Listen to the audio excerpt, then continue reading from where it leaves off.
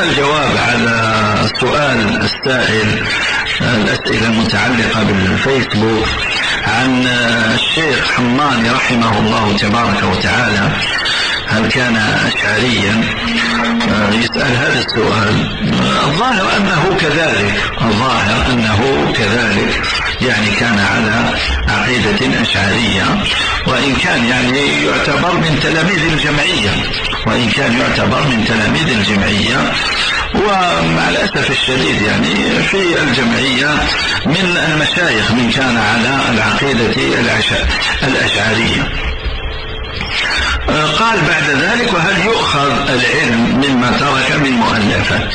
إذا ترك مؤلفات في العقيدة فالأولى أن لا يستفاد من مؤلفاته إذا كانت في العقيدة، لأن الرجل عقيدته غير عقيدة أهل السنة والجماعة. أما إذا كانت متعلقة